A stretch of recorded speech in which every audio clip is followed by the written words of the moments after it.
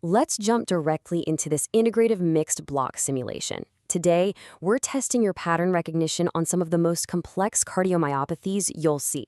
We're going to isolate those high-yield nuances, the exact details that separate an average clinical foundation from a flawless 280-plus board score performance.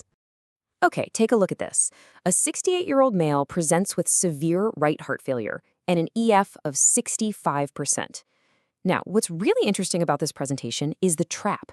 You see an entirely preserved ejection fraction, right? 65%. But it's coupled with florid heart failure. This specific, slightly counterintuitive combination demands an immediate shift in your diagnostic differential. So let's break down exactly how to decode this mechanism. Module 1, the dilated matrix, focusing on systolic dysfunction. Let's start with dilated cardiomyopathy. The underlying pathology here is typically driven by viral myocarditis, most commonly the Coxsackie B virus. But it could also be severe alcohol abuse or even specific cardiotoxins like the anthracycline doxorubicin. Under these stressors, the myocardium undergoes eccentric hypertrophy. It literally stretches out. You're left with a massive, thin-walled, and fundamentally floppy ventricle that just completely fails to contract.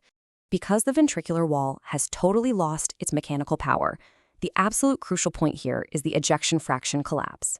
The strictly mandated echocardiographic finding you must look for is a profoundly depressed left ventricular ejection fraction, dipping well under 40%. This absolute drop is what strictly categorizes the failure as systolic.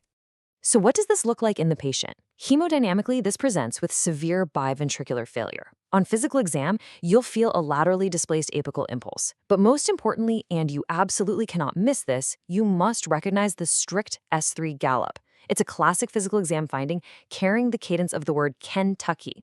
This sound represents the rapid deceleration of blood as it dumps into an overly compliant, fluid-overloaded, flabby left ventricle.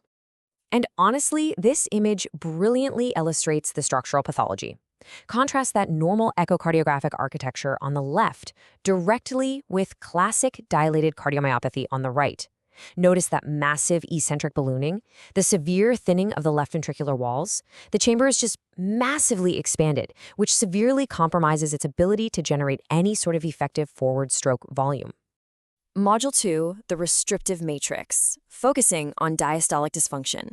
Now contrast that first matrix directly with our second one, where the pathophysiology flips entirely. We go from a pumping problem to a filling problem.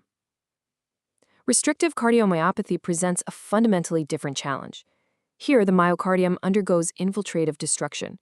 It becomes intensely rigid, massively thickened, and entirely unable to accommodate ventricular filling during diastole.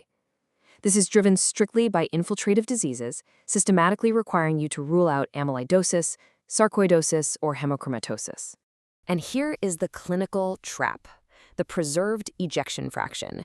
Because the ventricle is heavily thickened and stiff, it physically holds significantly less absolute volume. However, the actual percentage of that smaller pool of blood that gets ejected during systole remains entirely normal, or even elevated above 50%. But because blood struggles to fill that stiff ventricle in the first place, it backs up. And this is invariably accompanied by massive characteristic biatrial enlargement. Hemodynamically, you're going to observe overwhelming systemic venous congestion. We're talking severe right-sided heart failure, presenting with ascites, prominent jugular venous distension, and peripheral edema. On auscultation, instead of an S3, you will hear a strict S4 gallop mimicking the cadence 10SC.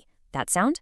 That's generated as the enlarged atria forcefully kick blood against a stiff, unyielding, non-compliant ventricular wall. Let's lock this pattern in right now. Systolic failure gives you a floppy ventricle with a collapsed ejection fraction and an S3 gallop. Conversely, diastolic failure presents a rigid, stiff ventricle with a preserved ejection fraction and an S4 gallop. You absolutely must master this exact distinction before you sit for your exam. Module 3, Paraneoplastic and Systemic Clues. Let's build on what we just covered. We need to layer in the systemic markers that will definitively unmask the specific infiltrative etiology on your high-stakes assessments. Isolating AL amyloidosis, which is the most common cause of restrictive cardiomyopathy, requires recognizing strict systemic clues that almost always precede to cardiac failure itself. Specifically, keep your eyes peeled for macroglossia or a noticeably enlarged tongue, and periorbital purpura, often called raccoon eyes. Furthermore, severe peripheral neuropathy and bilateral median nerve distribution numbness indicating carpal tunnel syndrome are massive diagnostic red flags. In our clinical variance box here, note the stark differences. A patient presenting with acute pulmonary edema and an echocardiogram showing an ejection fraction of 25% has dilated failure. But a patient presenting with severe ascites and an ejection fraction of 60% strictly isolates restrictive disease. The master case, testing the nuance. Okay, let's synthesize these matrices into a high-level master case structural blueprint that aggressively tests your diagnostic integration. We're testing a 68-year-old male presenting with florid right-sided failure, severe lower extremity edema, massive JVD, shortness of breath. But to test your clinical nuance, we deliberately embed an enlarged tongue, or macroglossia, and bilateral median nerve numbness, indicating carpal tunnel syndrome, right into the physical exam. Now, here is the diagnostic trap. The formal echocardiogram reports an ejection fraction of 65% with thickened ventricular walls. This is designed to aggressively tempt you to misdiagnose this as standard hypertensive concentric hypertrophy, which is a very, very common condition.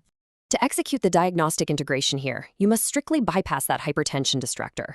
You need to identify that the macroglossia and median nerve numbness are actually systemic markers for AL amyloidosis, and then lock onto the exact pathophysiological mechanism or the definitive tissue biopsy target. This generates our flawless 5-option assessment matrix. Let's go through them exhaustively. Option A, extracellular fibril deposition, is your correct answer. This strictly defines the amyloid proteins of AL amyloidosis. Option B, concentric myocyte hypertrophy. Do not fall for it. That's the primary trap for the hypertension distractor. Option C, eccentric ventricular remodeling, contradicts the preserved ejection fraction entirely. Option D, an autosomal dominant sarcomere mutation, targets HOCM but completely lacks the neuropathy findings. And finally, option E, iron deposition, represents hemochromatosis, but the specific systemic clues we mentioned strictly isolate amyloid. So here's the final question.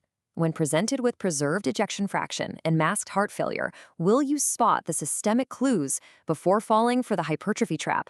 Integrating these complex, multi-system markers with strict echocardiographic thresholds is exactly what transforms a good clinical foundation into a flawless 280-plus level performance. Keep these matrices isolated in your mind, and you will navigate these complex presentations with absolute precision.